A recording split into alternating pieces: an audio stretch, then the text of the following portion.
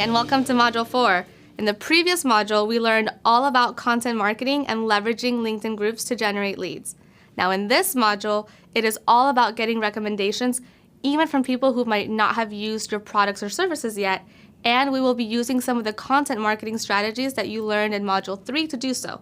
Therefore, make sure you're not skipping around on lessons. This is an extremely important module because no matter what you say about how great you or your business is, it's never as powerful as when someone else says it for you. So after you begin to grow your recommendations on LinkedIn, you can use these testimonials to show your prospects that you are the only logical choice to do business with, since so many people agree and vouch for your services. So let's get right to it and start getting some recommendations right away. And hey, if you don't have clients to get recommendations from just yet, don't worry. I'll show you how to get recommendations even before you have clients. Hi, and welcome to today's training where we're going to be talking all about how to get recommendations on your LinkedIn profile. Now, in the previous module, we talked about all about LinkedIn group networking strategies and how to find the right groups and how to increase your profile views so that people are reaching out to connect to you and you're becoming an authority in LinkedIn and in LinkedIn groups.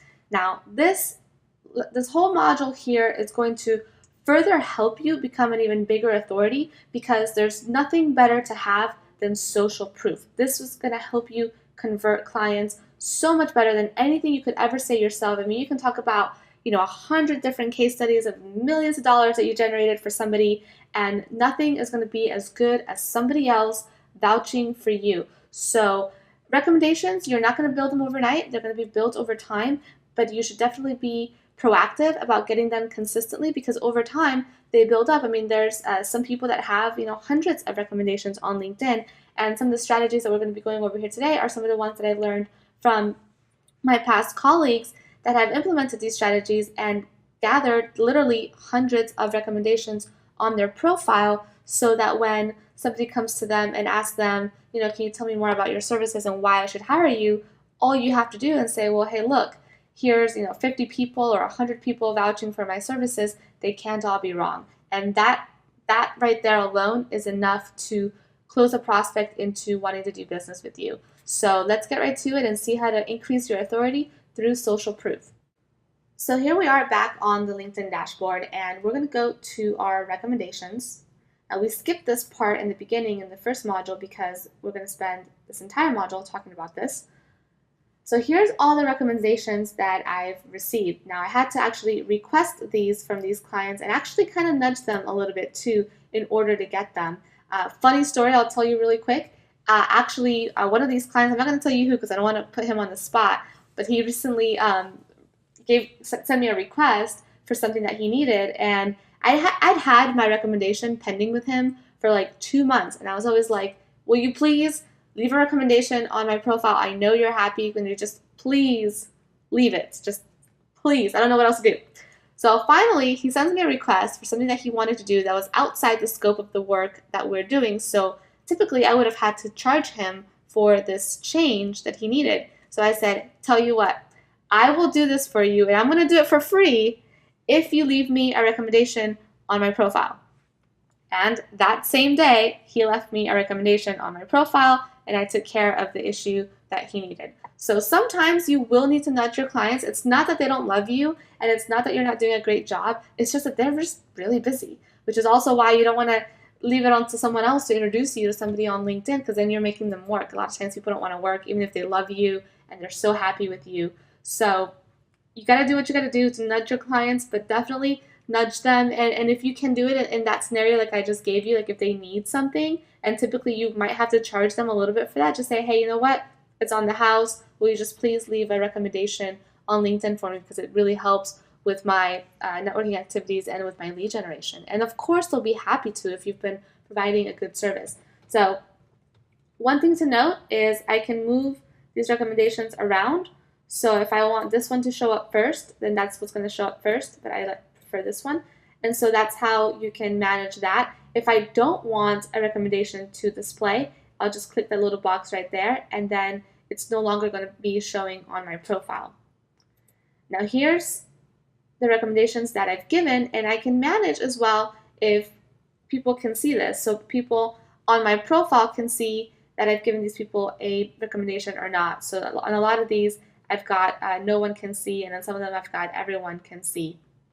Now, also, if let's say, for example, you get really mad at a person, or something happens with somebody that you recommended and now they messed up and you no longer want your name associated with that person, you would just go here and remove the recommendation, or if you want to edit the recommendation, you would do that here.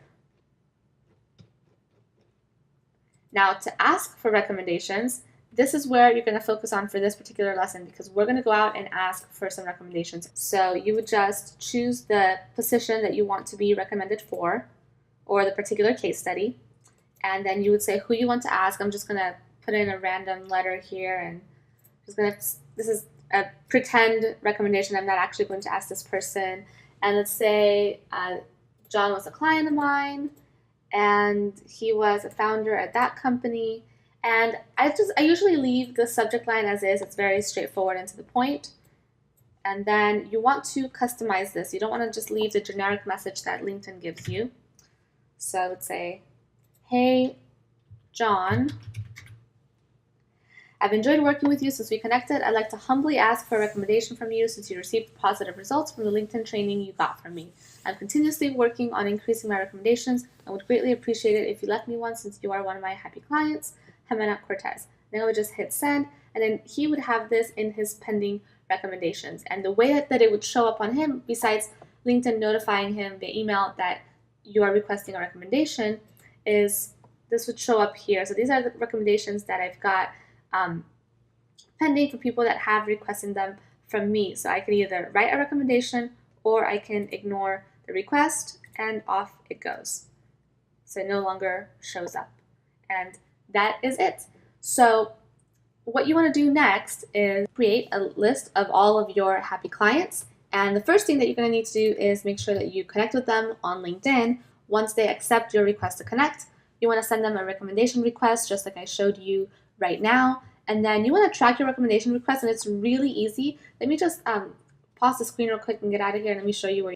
So here we are in the area where it says ask recommendations. Now I don't have any pending recommendations, but if I did, this is where they would be. So that's how you would be able to track if anybody that you sent that recommendation request to has not done it yet. And then when they do send you the recommendation, LinkedIn notifies you as well via email. So if anybody, if you've had a recommendation request in there for like a week, there's a button here that you can use to remind someone, so you can nudge them and LinkedIn will remind them. And then of course, if these are your clients, you can also say, hey, when you get a chance, can you please leave me that recommendation? It would really help me out because I'm trying to increase my authority on LinkedIn, and you've done a great job for you, so please do so. And if all that pleading doesn't work, just like it didn't for me with that particular client, then whenever they need something, make sure that you say, hey, I'll hook you up if you hook me up, right?